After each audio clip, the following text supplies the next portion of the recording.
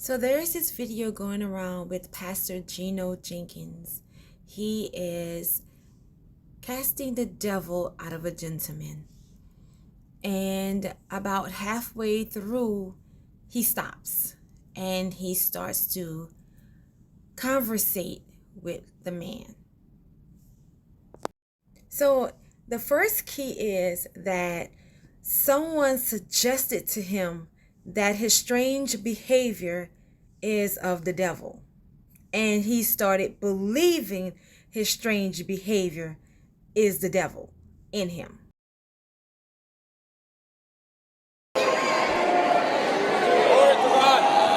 Young man, when did this start with you? 3 months ago. Where were you? It was before convention, before international convention. I felt a presence get in my arms, and it was pointing me to call on the name of the Lord. And then I felt the presence enter my mouth. There was a strange taste to that, and I thought it was God. I thought I had the Holy Spirit.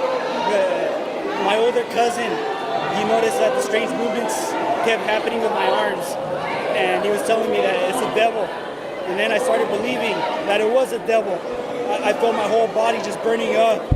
I felt my whole body burning up. Every time I would look at you, every time I would look at the scriptures, my body would just burn. The devil was burning me up. Then the gentleman goes on to continue, says he knows it's the devil. No matter what no one else says, he knows it's the devil.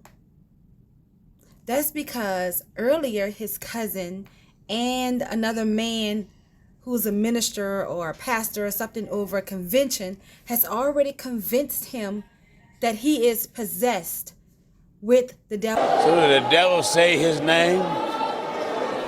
Huh? Did the devil say his name to you? No.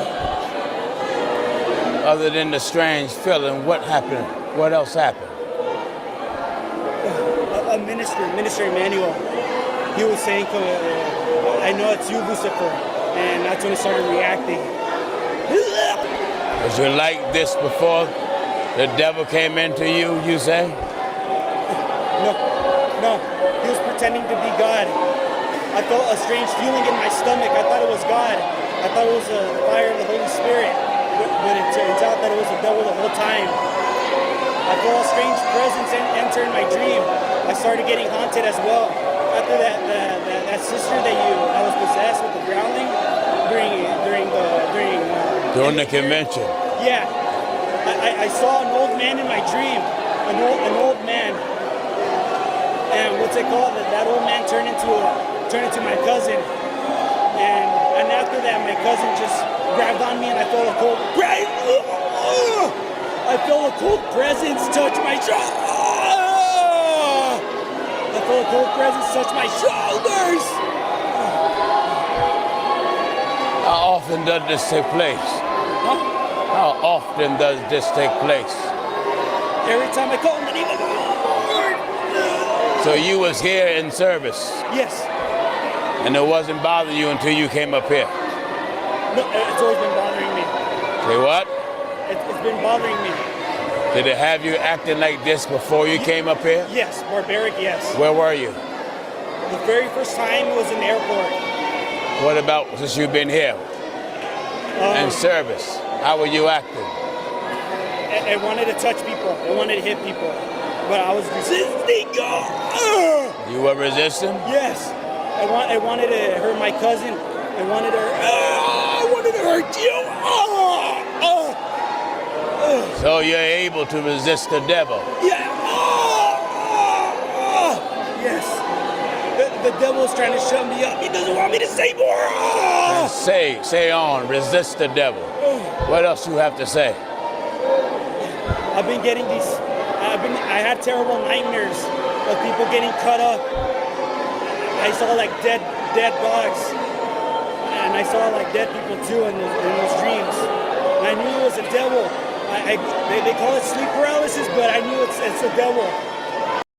So the gentleman goes on to keep answering Pastor Gino's questions and keep giving us clues and more information. He talks about sleep paralysis, which is another sleep disorder, and it can cause it's loss of muscle function. You don't have control of your muscles. This typically happens at the onset of sleep, but when combined with other stressors and other mental health illnesses, it can extend to the waking world. He's letting me resist the devil. So explain something to me. Yeah. You couldn't resist the devil when you was tearing up everything? At that moment, no, I was blanking out. Remember like the sister when her eyeballs were popping out? Yes. It was doing that to me too at the It was doing that to me at the But you're resisting them now, aren't you? Yeah. Yes.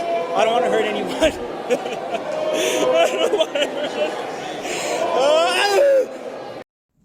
At this point, Gino Jennings is just asking him real questions still.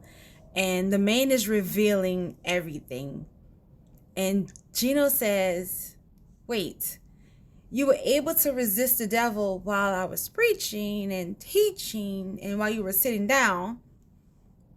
Then you come to the altar and you can't resist the devil. And then the man breaks down and says, I don't want to hurt anybody.